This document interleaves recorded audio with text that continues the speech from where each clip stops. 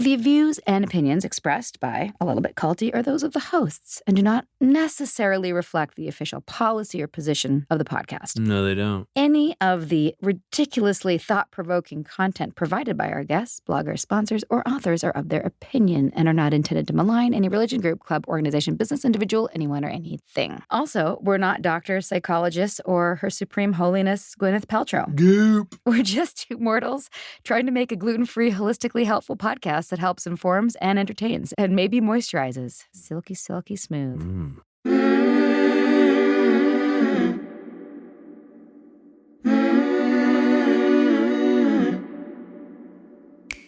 Hey, everybody. Sarah Edmondson here. And I'm Anthony Ames, a.k.a. Nippy, Sarah's husband, and you're listening to A Little Bit Culty, a.k.a. ALBC, a podcast about what happens when devotion goes to the dark side. We've been there and back again. A little about us. True story. We met and fell in love in a cult. And then we woke up and got the hell out of Dodge. And the whole thing was captured in the HBO docuseries The Vow, now in its second season. I also wrote about our experience in my memoir, Scarred, the true story of how I escaped NXIVM, the cult that bound my life. Look at us, a couple of married podcasters who just happen to have a weekly date night where we interview experts and advocates in things like cult awareness and mind control. Wait. This does not count toward date night, babe. We got to schedule that. That's separate. So those 2 days we got to hang out? We do this podcast thing because we learned a lot on our exit ramp out of NXIVM. Still on that journey, and we want to pay the lessons forward with the help of other cult survivors and whistleblowers. We know all too well that culty things happen. It happens to people every day across every walk of life. So join us each week to tackle these culty dynamics, everywhere from online dating to mega churches and multi-level marketing. This stuff really is everywhere. The cultiverse just keeps on expanding, and so are we. Welcome to Season 5 of A Little Bit Culty, serving cult content and word salads weekly on your favorite podcast platforms. Learn more at alittlebitculty.com. Sinking down to the depths of the ocean, hanging on to the wind, my love. If I let go of it all, I could leave, but I know I won't. Hope you're having a great summer. Oh, yeah. I hope that too. It sounded super sincere. It was. I'm just hoping over here. Full of hope. So by the time this episode's drop, we should be in Vancouver as a part of our 2-month Canadian tour extravaganza. The Cove. Back in the Cove, and we will be relaxing on the beach, hopefully, or running around after our kids and trying to stay sane and Fighting each other to have our workouts. it's just pretty much all we fight about. When I send you memes. You send me memes I send you memes. about what we fight about? Yeah. Or we fight over memes. You remember the meme that's like, marriage is reminding the other person how much they're on their phone when you're not on the phone. Oh, yeah. And the other meme I saw recently about parenting was, hey, let's get married and have kids and spend the rest of our lives at sporting events. Oh my God. Sorry. We do a lot of that. Sorry about that. Sorry about that. If you don't know what that reference is, go back to season 2, 3. Anyway, not that important. You guys, we have such an incredible guest today, somebody who I cannot wait to meet in person. And I think that will happen pretty soon because so, yeah. she lives in Nashville. She's close. If you saw the Willis family on TV, and you probably did, you might have thought them to be the perfect family. The 14 children, made up of 8 girls and 4 boys, performed as a band called the Willis Clan, which made it onto the quarterfinals of America's Got Talent and starred in a TLC reality show called The Willis Family, which aired in 2015 and 16. With regular performances at the Grand Ole Opry and fame that was catching on like wildfire, it seemed the wholesome and Christian family's close-knit bond, paired with their captivating talent, would surely catapult them into musical royalty. Unfortunately, and perhaps unsurprisingly, there was trouble in paradise, and evidently a lot of it. Our guest today, Jessica Willis Fisher, recently released her memoir, Unspeakable: Surviving My Childhood and Finding My Voice, in 2022. Her album, Brand New Day, was released that same year. Both creative projects serve as a catalyst for Fisher's second chance, sharing horrific details regarding abuse she suffered at the hands of her father, Toby Willis. And trigger warning, he's serving a 40-year sentence for 4 counts of child rape. We'll discuss not only some of the details around her father's intense abuse, which is not for the faint of heart, as well as how her creativity and specifically her musicality, the very talent that brought her to fame as a child, have now become forms of healing in her adulthood, or as you Americans say, adulthood. Anyway, we loved meeting Jessica virtually. In real life, coming soon. Without further ado, Jessica Willis Fisher.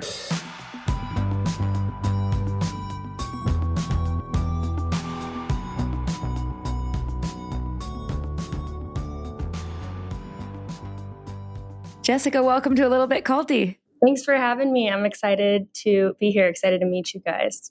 It's awesome, especially to know that you're on your 6-year wedding anniversary trip to Mexico and you made time to do this. So thank you. It's a great example of kind of what life is right now. There's a lot that I'm super happy about, unabashedly happy about, not waiting around for life, just one seize every moment, but lots of stuff mixed in that is sometimes heavy, sometimes complicated, but that just feels really authentic for. That sounds so great. Are you having a good trip down there? It's great. It's great. It is so humid. Is it? But you just embrace it, right? And I've been briefly to Mexico once before, but we're big outdoor and adventure-y people. So poolside time is great, but getting out and exploring a cave, a mountain, a waterfall, or something like that is definitely. Did you guys get down to Chichen Itza? I think that might be on our list to check out. It's pretty amazing. Yeah. We will have already kind of given our audience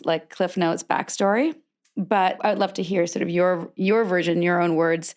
And I just have to admit something to you, and I think you'll appreciate this, having been in your own kind of family cult for so many years and missed out on, even though you were in the public eye and you were out in the world, you didn't have a normal interaction with reality, right?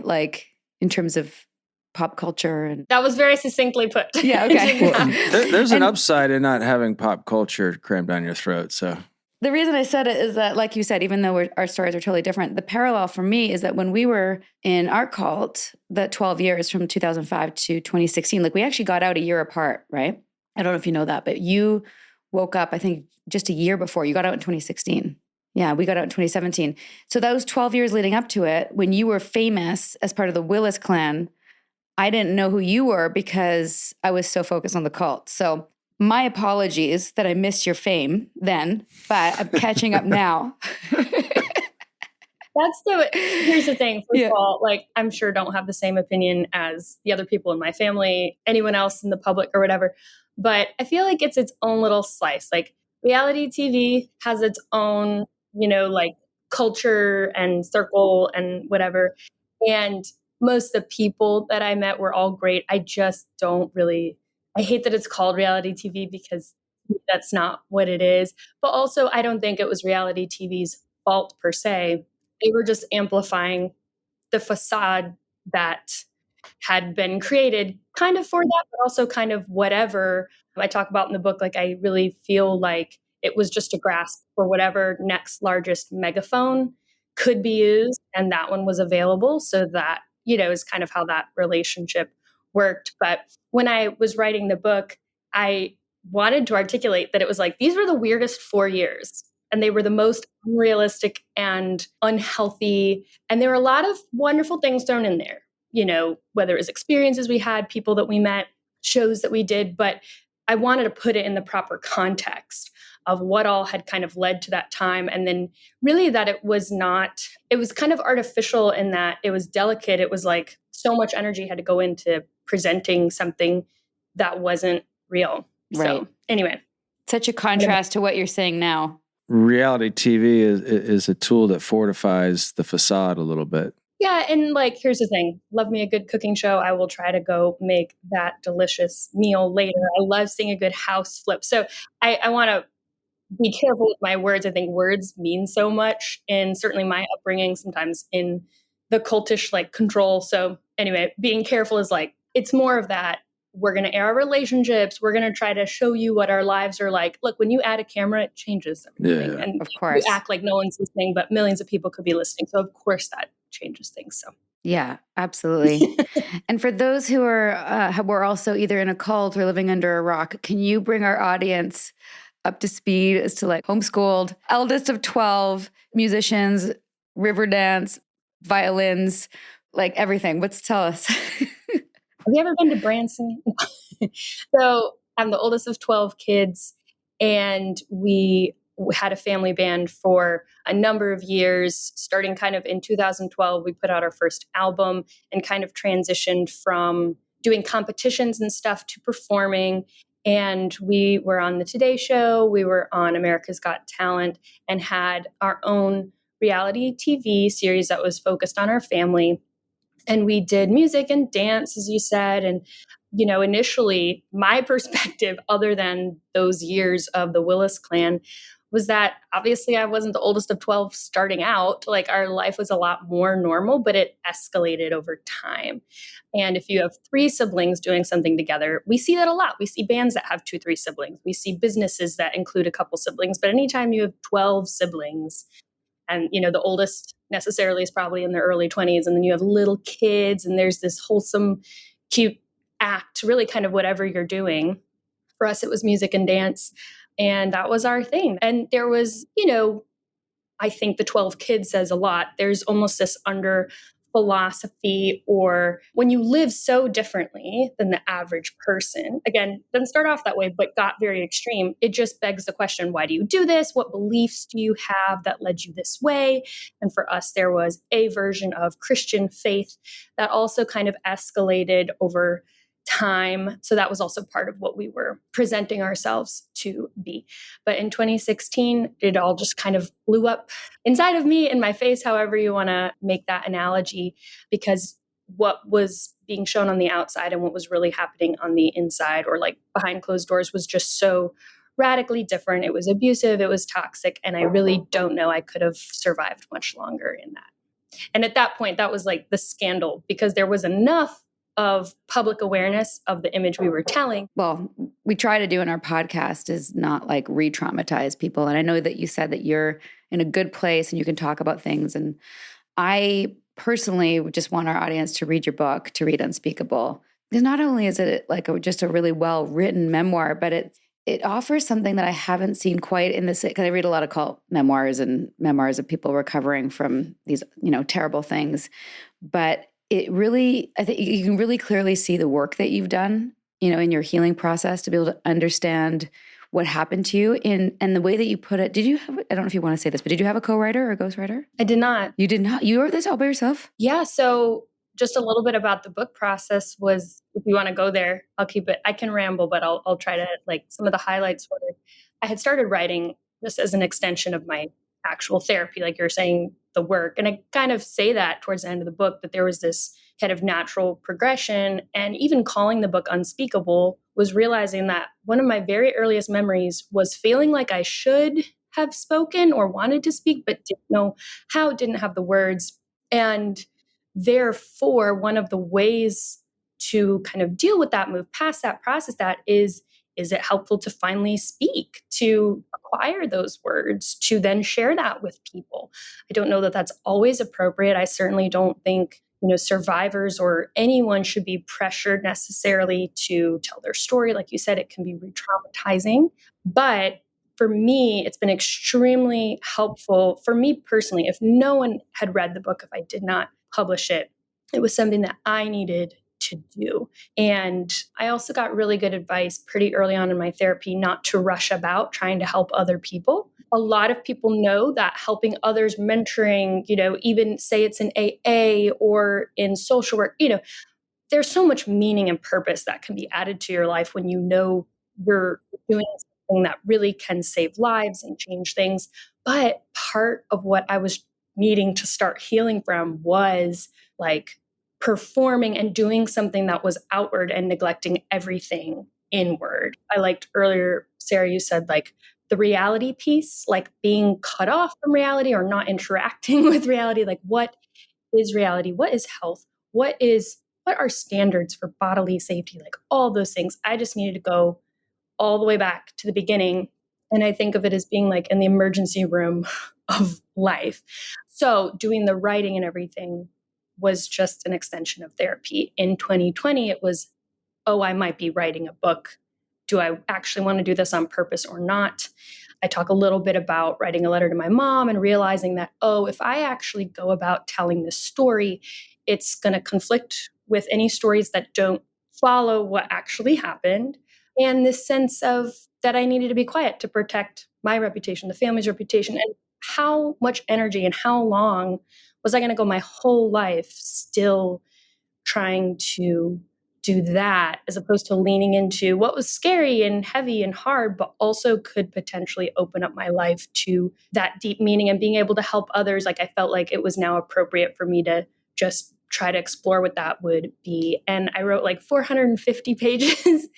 And I had an agent that I had met, was very supportive, said, show me what you have. And she said, okay, you probably got to cut out about 100 pages.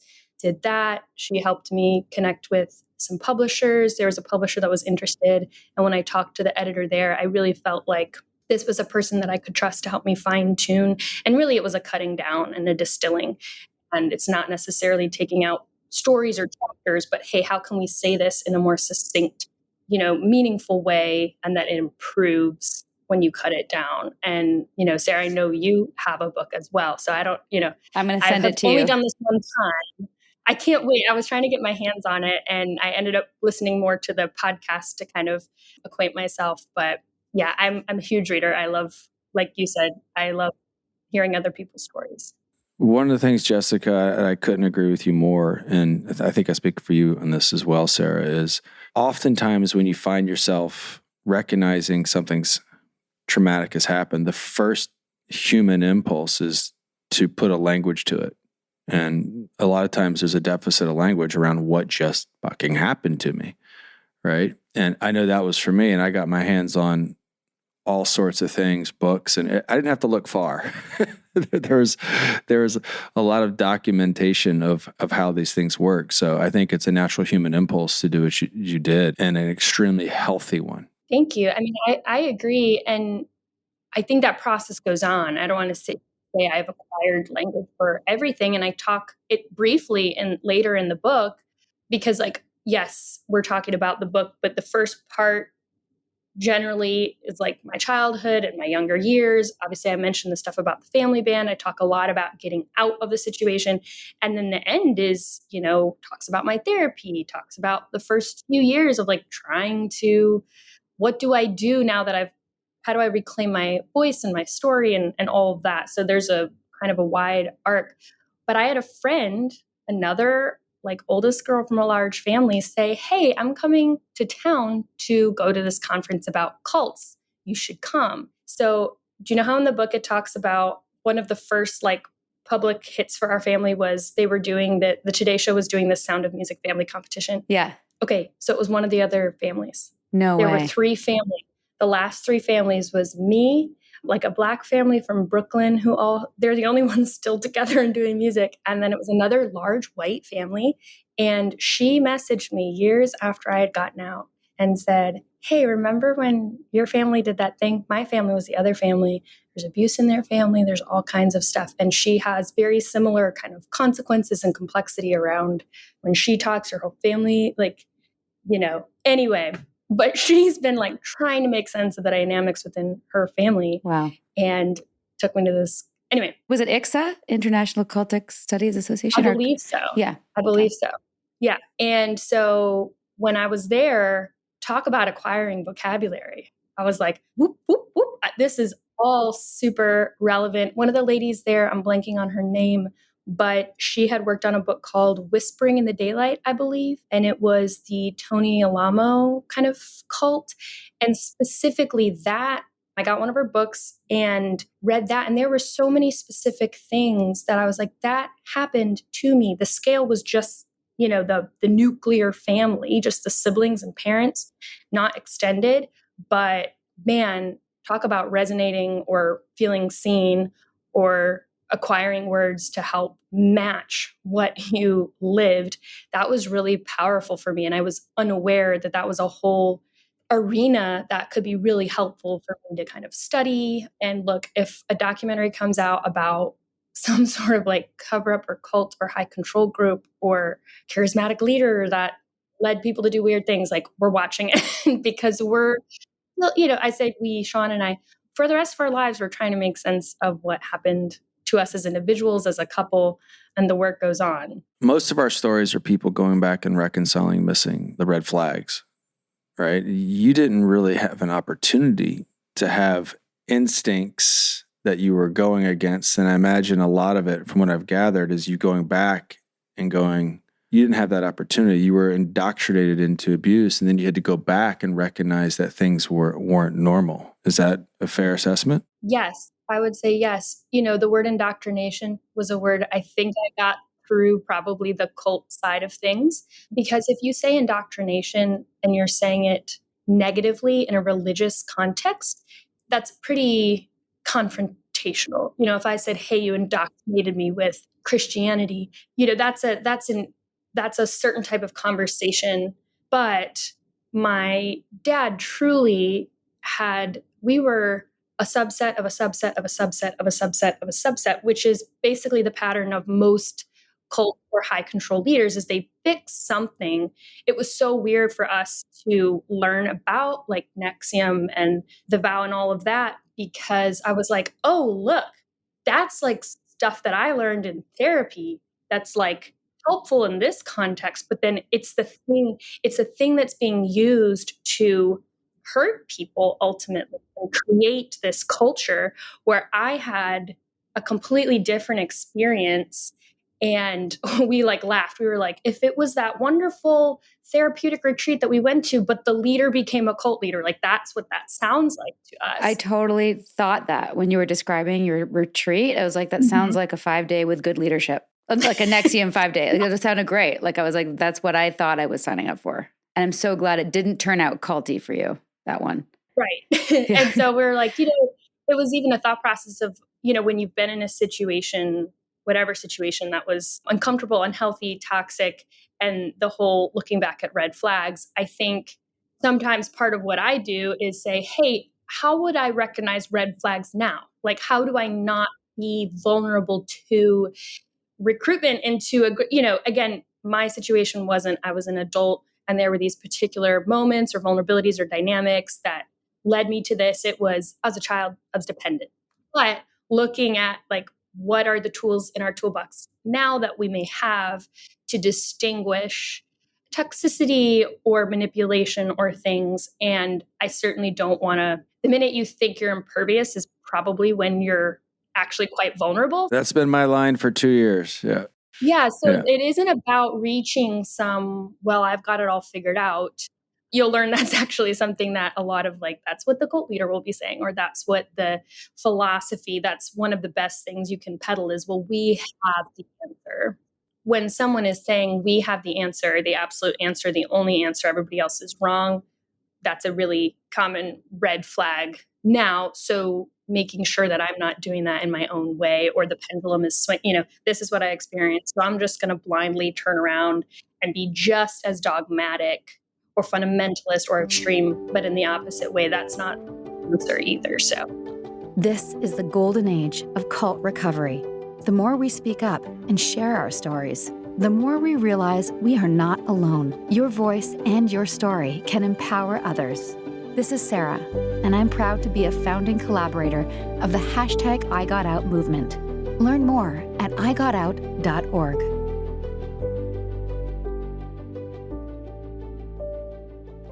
The Frankies were a picture-perfect influencer family, but everything wasn't as it seemed. I just had a 12-year-old boy show up here asking for help. He's emaciated. He's got tape around his legs. Ruby Frankie is his mom's name. Infamous is covering Ruby Frankie, the world of Mormonism, and a secret therapy group that ruined lives. Listen to Infamous wherever you get your podcasts. Meals bring people together, but for many families, providing their next meal can be a challenge. You can help by participating in Macy's annual Feeding the Hungry food drive. All proceeds go toward local food banks and families. Now through January 31st, you can purchase an icon in-store or online, or watch out for the blue Feeding the Hungry shelf tags, where a portion of your purchase will be donated to local pantries. Together, we can combat hunger in our local communities at Macy's. Back to indoctrination for a minute, because normally we spend a little more time in the weeds of what the group was like. And again, I'm going to refer people to the book, mostly because I just don't want you to have to repeat and relive those things. And it's not We'll do more of an introduction beforehand, but I was particularly curious about the indoctrination in terms of in the subset of the subset of the subset of the subset. What were the key things? Because Nippy and I have done a lot of different episodes on like Christianity, and not like the healthy Christianity, but like the toxic subsets. And they all seem to have some basic assumptions or problems in two things that I saw. One was obedience. What are the two problems with the indoctrination of this particular type of religious subset that makes you totally ripe for abuse? There's a few disclaimers for me. I want to get into this. You know, I have a lot of people that I love that I'm related to, extended family and friends that are Christians. There are certainly many people around the world whose faith is dear to them and who I really think their faith like makes them a better person, makes the world a better place, and that's all great. Anytime you have something that has been around so long and so many people have been involved, we're all talking about slightly different things. The word Christianity has meant thousands and thousands of different things. And so coming to the language part, it's tough because I want to be articulate. I want to speak with certainty and, in a sense, authority about my experience and speak the truth. And like, how do you hold space for how those words are used differently for other people? So saying that it's a subset of a subset of a subset of a subset is a way to explain to people. So many people do not take these things that my dad taught and also believe them. On the other hand, it's been an interesting process for me, if you will, if I'm all the way over here, to go back into the previous set, and to see some of the things that I think are core to the toxicity, like still present. And to make sense of that, because I want to explore that larger tent, that thousands of years and thousands and millions of people tent. But my experience has really tainted a lot of that. And the work that still remains for me and is quite present for me is to make sense of a lot of the harmful indoctrination that was tied up specifically in the religious and spiritual side.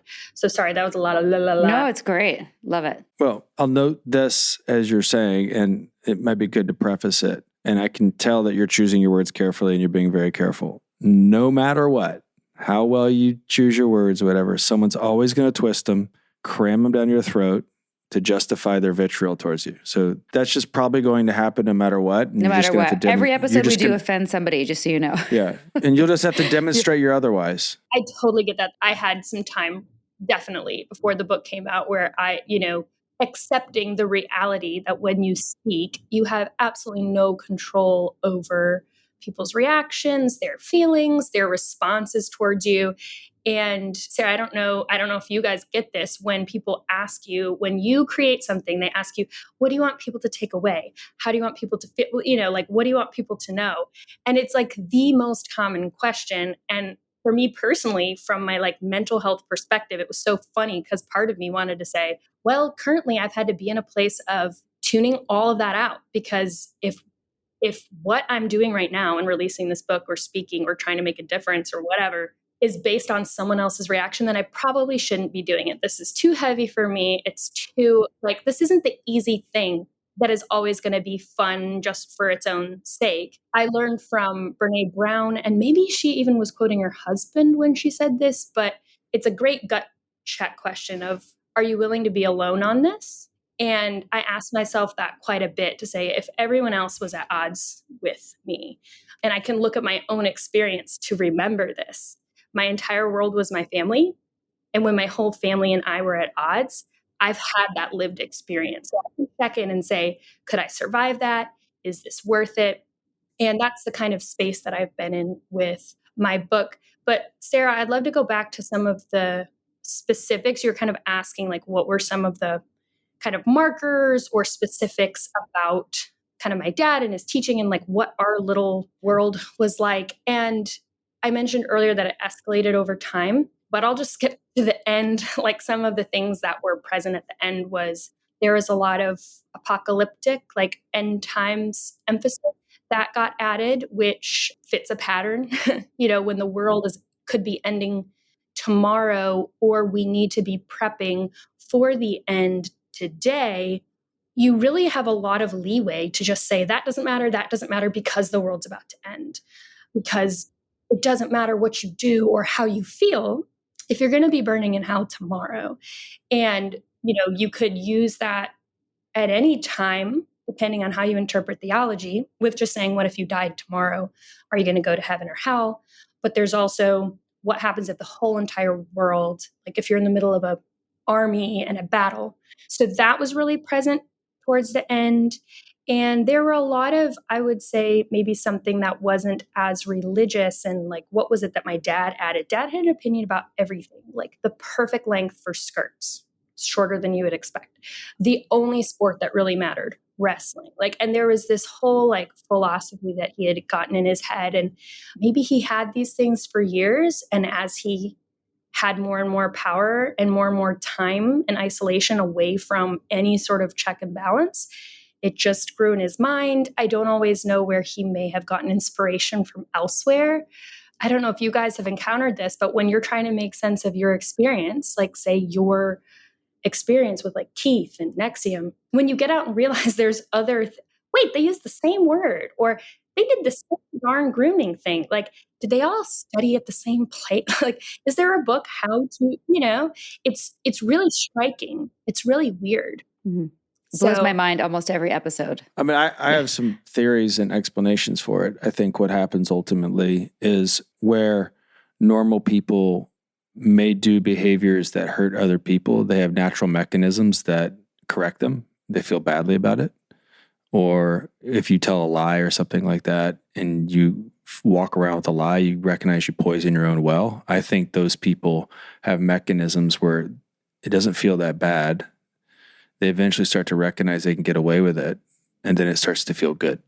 I don't want to spend what feels like a second life obsessing about the first one. Right, yeah. I agree. I think that's a really positive disposition, yeah. Yeah, letting him have more power. I think I will always be curious, and a part of it's kind of like there's always a tab open in my brain, trying to make sense of, I think also it's being a kid thing. There is so many things that happened so early that the thread followed through and culminated in this crazy thing. But when it started, you didn't have that vocabulary. You were so dependent. You were so trusting. And so you'll come across something and go, oh, 6-year-old me finally understands that thing that I saw or heard or experienced. And I think that is helpful.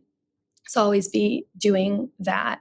Anyway, I don't know how much, I think there's a lot more learning and processing for me to do around kind of the cultic and even religious and philosophical aspects of my family. There was so much that happened. And we haven't even said this yet on the podcast. And, I know you have an intro and everything, but to name it, the big dark thing at the center was sexual abuse for us in our family. For me personally, that was always part of my story as far back as I can remember. And if you take that out, it's a different dynamic. That was always the deep dark. That was the secret that we were carrying around in our different ways and at different times. But I'm still making sense of all the things that went along with that, if that makes sense. Completely. The thing that I was alluding to at the beginning in terms of the indoctrination of specifically the subset of Christianity was the hierarchy within the family, that the father in specific is even above the wife. I was so not raised that way as these hippie parents where they were a total equal. To imagine my dad ever saying but I'm the head of the family. That would just be okay, Dad. To have that contrast in my experience and reading your story of that leaves so much room for all kinds of abuses of power, physical, sexual, everything. That's an interesting specific because I do believe, for example, I was kind of trying to be careful about this large tent idea versus this super small little cluster of our family. But that belief that men are naturally and or by God put above women and their children is actually a belief that is really, really wide and really, really common. And most people do not see it as naturally leading to the situation that I was in. I think I can't unsee how related that is. Again, many people they're so pained and saddened to know that that would be something that would be used for bad. It absolutely was as part of this situation. So how do you hold space for that? And you can do it an individual as well if you take out the gender part of it. But the teaching in Christianity, it's called like total depravity, where every human being, like the tiny little cherub looking child, has a sin nature. And the only bent of their heart, of their body, of their mind, it's all fallen. And, when the kid first starts crying, that's rebellion, that's sin that and the parent's job, even though they're imperfect and wrestling with their sin nature as well, is to discipline that violently if needed. Again, we're talking about some things that can be very widely held beliefs, and many people do not intend to use them for criminal abuses. Yet that is one of the most common things that is used to commit violent crimes, sexual crimes. And then there's hypocrisy to cover it up. The hierarchy kicks in. And I think it's really, really tough, because if you are a female child in even that larger tent, you can have all these wonderful, well-meaning people around you, but you're hearing these teachings totally differently than everyone. And so I've had the weird position of talking to, from what I can tell, wonderful men who have like servant hearts, much more Jesus-like men, not like my dad, this like tyrant-y, I'm the voice of God, but this beautiful, kind person, and saying, yes, but that scripture that we're all talking about in the context of a child being sexually abused by their caregiver and or biblical authority, read father, this is very problematic. And the overall response of, we can't talk about that, and we don't think it happens, or, that we're paying attention to your reaction to this, and we are filing away whether you are a safe person, whether you believe me, whether you're going to stand up for me. And you might have to be put in a really weird situation if I were to tell you this thing that's happening. And this caregiver is not to be trusted. What about you? And so I've had some interesting conversations with people to try to articulate that viewpoint. Because if you haven't experienced it, how will you know what that is like? Well, the apparatus of force has effects, however small. And in your case, it sounded like it created a real, not only culture of fear, but a culture of who to trust and when was often confusing.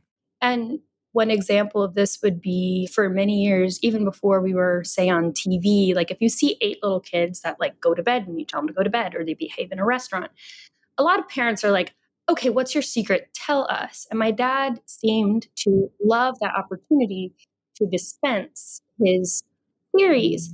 He would also joke, and there's actually footage of this online. We were on the Today Show, and the hosts make this comment about reality TV normally being kind of a train wreck and dysfunctional, but we were so happy and seemed to like each other, and whatever it was, they made some implication that we were not that. And my dad actually says something to the effect of, good job, guys, keep faking him out. And it's a joke. Right. But also it's like the in plain sight joke. Right. And when those parents would say, how do you get your little kids to behave? Dad would just say, well, it's amazing what happens when you beat them, or, it's amazing what happens when you don't feed them. And did that happen every day? No, not for some of us. But how many times does it have to happen once for your body to learn, this is what happens when I step out of line? And fast forwarding to the getting out part of the shame and the struggle of being 24 years old. How have I stayed this long? How have I let this happen? Part of the fear was, well, if I step out of line, I'll be attacked, I'll be beaten. And it's like, there were years where that didn't happen, but there was some level of kind of justification that I had to go through to realize, oh, I am stepping out of line. I am getting beaten. My fears were not unfounded all this time. You weren't crazy. Yeah, I wasn't crazy. And that time, this is that 2016 time, was just the darkest period of my life. But I almost had to go through, I wasn't able to make the choice to get out of there until I felt like, oh, I may not physically survive. I think I'm in danger to the point where my life is going to end violently and soon. Hey there, listener. Hope you're enjoying this episode and that you're taking deep breaths when we cover the enraging stuff that cult jerks are up to. Let it out, as in the yoga practice. Inhale positivity, exhale negativity. That's for you, Sarah. We got this. No hulking it out, all you little hulksters. And if you need some helpful resources on the topic of cult recovery, check out our website at alittlebitculty.com. And now, here's a brief message from our sponsors. Meals bring people together, but for many families, providing their next meal can be a challenge. You can help by participating in Macy's annual Feeding the Hungry food drive. All proceeds go toward local food banks and families. Now through January 31st, you can purchase an icon in-store or online, or watch out for the blue Feeding the Hungry shelf tags, where a portion of your purchase will be donated to local pantries. Together, we can combat hunger in our local communities at Macy's. So before we get to your, the final straw, I know there were obviously so many things leading up to the darkest time and the darkest moments.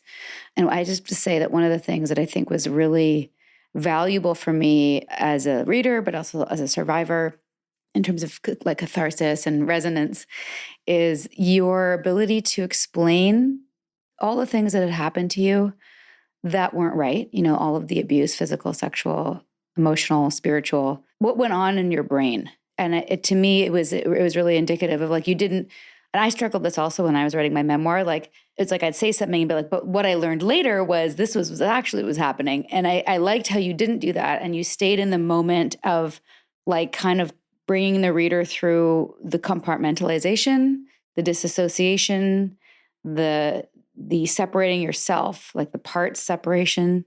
I loved how you didn't even name it like that. You didn't name those things. You didn't say I was disassociating. You were like, I didn't have that vocabulary at the time. You're like, I'm a little girl and I'm over there. And then I'm not that little girl. And I have to tell myself I'm not that little girl. Like, it was really, really well written. I'm very surprised you didn't have a co-writer, but I guess you are a writer and you write songs. So it makes sense that you were able to, because I had to hire someone to help me find those words. I was just like, how did you do that?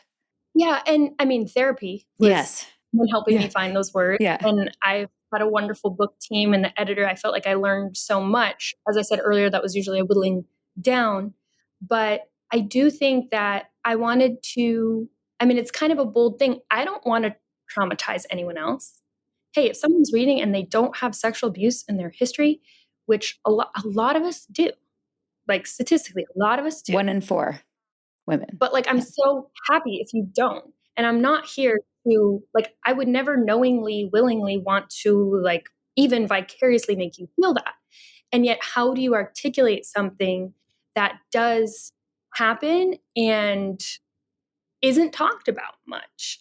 And so there were lots of things where I felt like I read Tara Westover's book, Educated, and I resonated so much. I had it here to be like, you read this, right? I just wanted to make sure you read it. Okay, good. Absolutely. I resonated with it so much.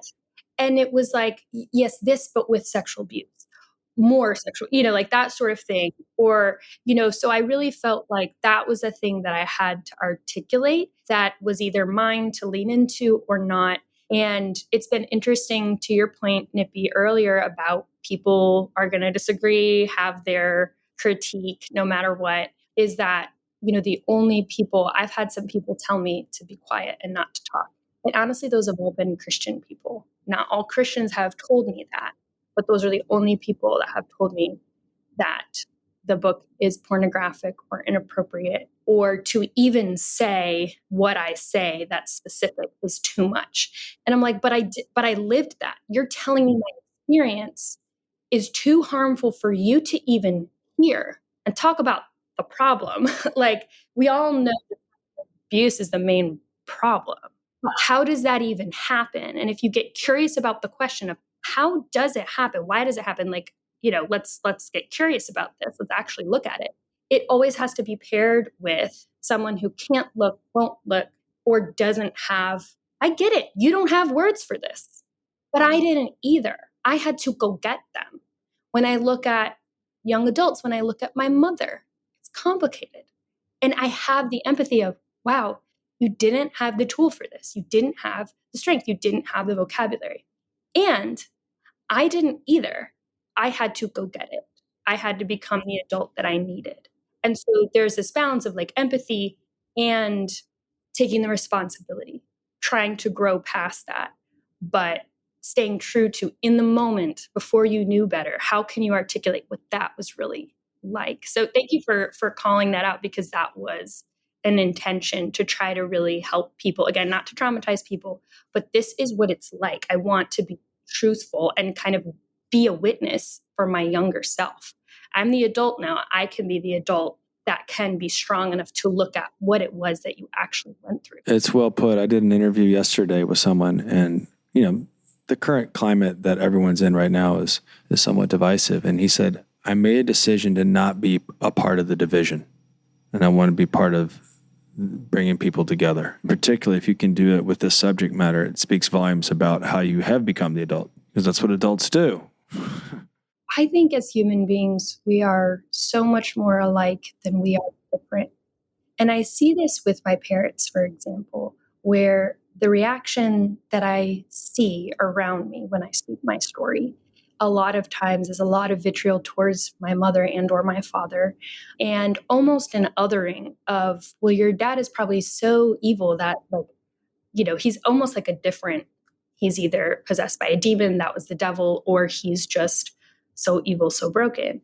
And with a lot of people will say, if I was in your mom's position, I would this, I would that, I would that. And I'm always like, that's actually not what the research says. Research says that this is much more close to, there's all these patterns that follow. Like, I didn't get out and go, wow, we are the strangest, weirdest, this has never happened before. It was, this follows a pattern, this follows a pattern. If you want to learn more, study domestic violence. Understand this is how it plays out. Learn about grooming. This is how it plays out. Learn about sexual abuse and how it actually happens. And you see that we are very much, not everybody has 12 kids, not everybody's on TV, but those were like, that's not the main core of what we're talking about here. And yeah, I think when you separate and say, I could never, again, we're talking about that thing, like maybe you're more vulnerable to it. A lot of times I think of like Hitler. And if you think, a lot of people agree he was made a lot of bad decisions, bad influence, bad guy. The more I hear about him, the more I don't like him. But if you think that you're almost like a completely different species than Hitler, it's like the road to that destination, I think, looks so much more like our everyday and the decisions that we make. And nobody, even Hitler, didn't think he was like an evil guy. He was laughed at before. He was literally laughed at in the country, and about 3 years later, he had power. So it's I think when we, anyway, I'm kind of going down a tangent. I can feel myself.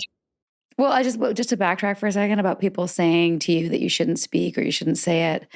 I think I'm going to give you permission. I'm sure you found your own words, but I think it's totally acceptable to say, I understand it's hard to see these things, and especially if you're protective of Christianity or the homeschooling, whatever it is that they're protecting, but to say, if I don't do this and people don't do this, it will continue.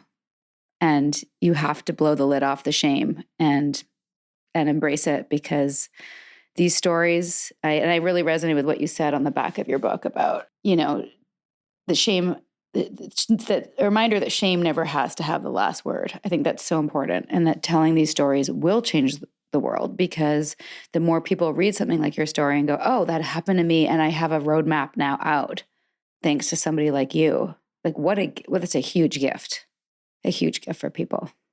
It's a really beautiful, complicated place that I'm in right now. I just a couple days ago, did my first like solo show. It was like half reading as an author, half singing songs and stuff. And this is just one example, but was talking to a young woman there, and she said, this song and your story helped me report my stepdad. And I just, sometimes it doesn't feel like it's appropriate for words, just hugging someone and holding space for that, because that's helpful for me. That's heavy for me. It's validating in the decision to share my story and believing that it has helpful power. But it's always sad. It's like never a cause fully for celebration. It's a moment for grieving and honoring that. And it's tough. Like, how do you invite people into that and be respectful of their capacity? Maybe they can't handle anything else heavy. I get that. But also I didn't have a choice. When I was going through it, I didn't have a choice. So yeah, it's really interesting. And I think it's a beautiful and fulfilling thing in my life now to know just that one person, like, that's enough. That's worth sharing my story. But it's not just one person. It goes out and it's, helped and reached a lot of people. And I'm still trying to just absorb that and hold space for that and navigate that. It's complicated. Well, you have a wisdom too that, if your story can be content and wisdom for other people to do what you just told us, I think it's totally worth it. And that's, I think, ultimately when you're in these situations, Sarah and I came to that. So I didn't want to be in a documentary. I didn't want my personal life to become other people's entertainment. But I also felt like there's someone out there that needs this wisdom and they're going to hear it if we take the time to put language to it and articulate it. And I think you've done that really, really well. I think one of the reactions that I've had is, look, if I had a button that I could push that would make it all not happen, pretty sure I'd push it, because I get that it's led to all these beautiful things and helpful things, but I don't know if that's ever really justified. Like, I could have been a resilient, healthy, helpful person from another source, from a different, I don't know that, we kind of owe it to our abuse, because so many people go through abuse and they don't use it for good. It breeds more hurt and it snowballs. And that's why we have so much pain in the world. But that's not my choice. I don't have that option. So it's kind of a moot point. And the choice that is in front of me is, okay, can't change this heavy, hard, bad thing, but what do I do with it now that I have it? And how do I make the most positive thing? Like you said, it's like, we wouldn't have signed up for this. That being said, this really does. Yeah. What's the choice that I can make that both restores my health and strength, all of that, and also overlaps with helping other people? It is a complicated lane. Yeah. Where are you at with it now? So you just did a solo show, which, by the way, like, next time you do one in Nashville, can you please invite us? Well, I should come do one in Atlanta. Oh, even better. Even better. Both. Yes, you all of should. it. Yeah. Well, we're overdue for a live event. God. I just got shivers. You're doing shows, you're promoting your book, you're living your best life with your awesome husband. Is that a good summary? That's a pretty good summary. I would say, add to that. Well, you said the shows, like, I really love to travel, and it's been a weird few years here, but I think I'd like to travel a little bit more than I'm doing, like for shows, for speaking, for playing music, but that's all in the works. Headed up to Calgary and Ireland, and a couple things are coming together. But I'm also in a new, like, creative wave right now. I wrote a song on the plane down here, and I wrote the book and wrote my musical album. That was 2020. That's a while ago now. And the experience of release, being public about my story, putting out the book, like, that has brought a whole new wave of processing and experiencing some really beautiful things. It always seems like the minute you've got something over here healed and kind of in a good spot, something else is like, oh, me over here, I need addressed, whether it's like a physical triggering or a memory or something that, the work continues on. So, but I'm excited to make some more art sometime soon, whether it's more books and more music. So, Well, all of us will be here with bated breath. I'm curious to know how your family is handling it. Like, how I know you don't like to speak specifically about people, like certain members, but like generally, do they support this journey for you? Well, yeah, I don't like to be in a position of telling other people's stories or speaking for them, so I won't like give an endorsement on behalf of them. But they've been really supportive. My mom, I talk about a letter telling her that I wanted to write my book. Like, that's way back when I started writing the book. So she was at my show the other night, and I think it's been a really healing thing for our relationship. She's my only mom, and I love her. and it'll probably always be complicated, you know? But I think for me, I realized whether it's family, friends, anybody, if part of what the spoken or unspoken agreement of us having a relationship is that my story is not welcome, or I have to play a part that's not real, or we either tacitly or, kind of co-sign on a story that isn't real, that's not something I'm able to do or interested in doing at this point. With my family, my siblings, I'm just really focusing on, we didn't get time to be siblings, to be friends, and just looking for the opportunities to celebrate people's wins, be there for support when needed or when able. That's kind of the place that I'm in. And, there hasn't really been any overlap in one sense, writing and music. I see it as art. It's also business, like I'm navigating how do you kind of make it your commerce and also stay true to yourself and everything. And, the family and the business was always so enmeshed. And that has been really separate and really like good, because I'm not showing up as your bandmate. I'm showing up as your sister, which is complicated enough. So. Yeah. Even what you just said about like, making the agreement for yourself or the commitment to not, present something that's not true. I think even regardless of stuff that's anyone's experienced in their past, anyone can relate to that. Your story is obviously, I don't even have words. Your story is what it is. And not, even if you don't have that, anyone can relate to like the fragment of what happens internally when you have to present one thing and there's something else going on. Yeah, it's about, you can view it as integrity. You can just view it as health. What's the term that I learned in therapy? I'm trying to think. Congruency, like to realize that, at 24 years old, what I said, what I thought, what I did, what I felt, those were all in conflict, like across the board. And every day was just a fight to navigate that clash and to say, I actually want to try to sort and heal my life to the point where those things are all in flow. And that might mean I don't now have a belief for every single thing. Like what actually probably gets smaller and smaller and smaller. But the way that you know it and what you're willing to do for that provides a much stronger foundation for your life. And you don't have to defend so many things. You can say, I don't know. I'm working on it. You can be humble. It's easier to ask for forgiveness, all of those things. But it's also way harder for you to knock me off of my path because I'm truly rooted in a way that I, never was before. I'm so happy to hear that. So that's the energy. It's so inspiring to see. I'm going to check with the other ladies, but we're casually starting a female cult memoir club, like women who've written books. And one of them, I want to make sure, I'm going to see if I can send this to you, is, have you read this? Have you read Uncultured? Yes, Oh, I just read that. Okay. Today. And you guys just did a episode with her, right? So yeah, Daniela. Yeah. I go in the bookstore and I figure out where my book is. And I'm like, okay, the next 3 books next to it, got to read that. And I saw, my book is Unspeakable. So I saw Uncultured and went, well, I got to read that one. Yeah. It's so good. And I think you two will connect on a lot of different levels. It's super interesting. Yeah, especially the singing and performing part, because they did that, right? In the Children of God. So. Yeah. Yeah. So I'm again, telling you, she's in in DC. Atlanta She's on the with East everybody. Coast. And then there's Tia Levings, who was part of the Bill Gothard. That's another thing in this latest chapter that I'm still processing the experience of. I'm trying to be open to it and be present.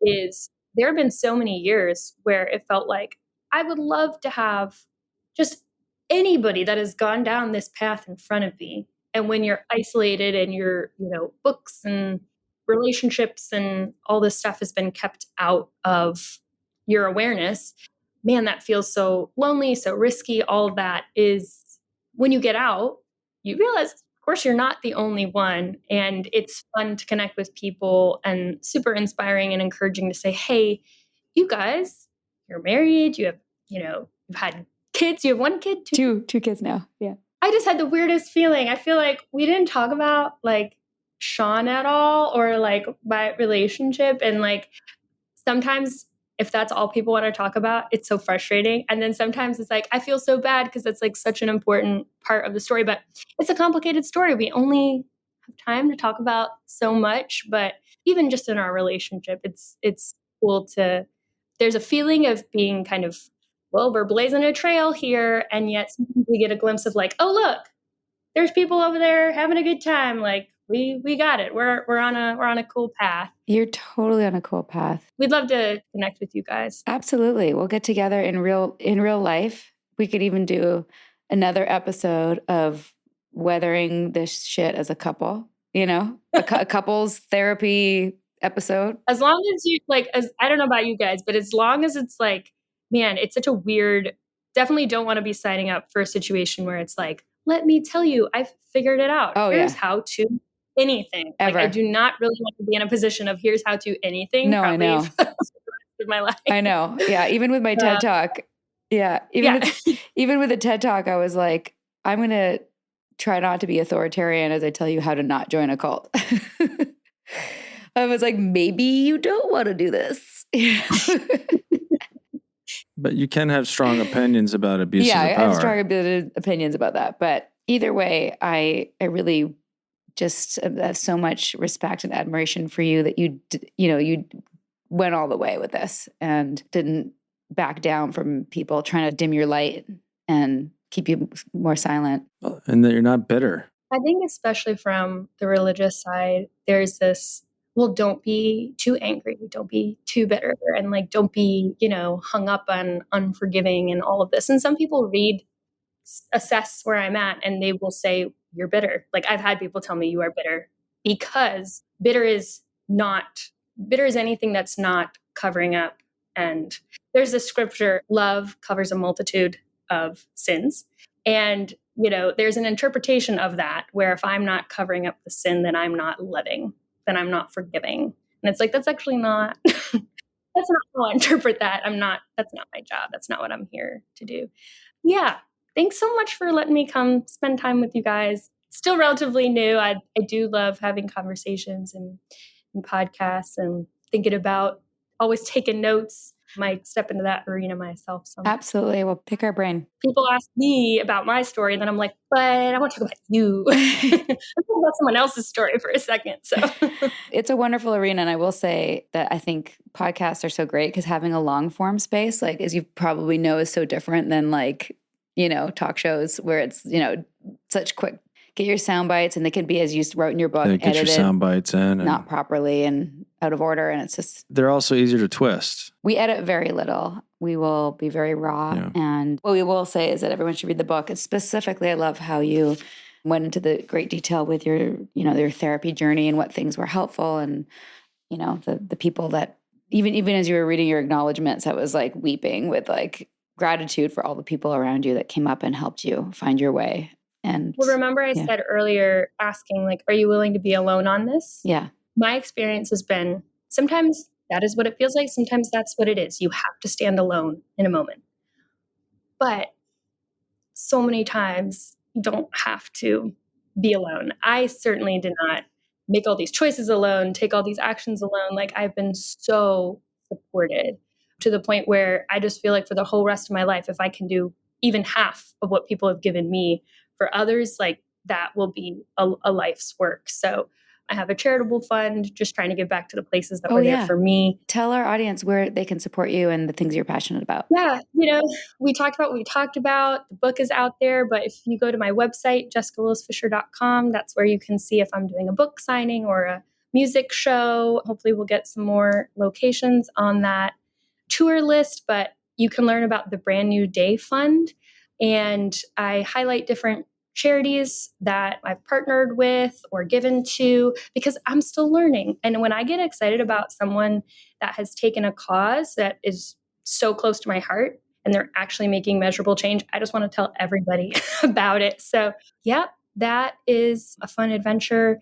And, people can find my music and my book there, but that would be a great place to just keep up with me for the foreseeable future. Jessica, I'm so grateful that you took the time from your 6-year anniversary in Mexico to chat with us. Your story is remarkable, breathtaking, heartbreaking, all the things. And I'm really proud of you. Well, thank you for holding space for a complicated story and just sharing your platform and your time. I'm excited for people to read the book, and just they can choose how much they want to step into that space as well. But yeah, really appreciative of the time. Amazing. Go enjoy the beach. Thank you, Jessica. Does it even matter if you ever know the reason why? Learn about the pattern and you'll see the law living by. Everyone has to choose. You don't have a thing to lose.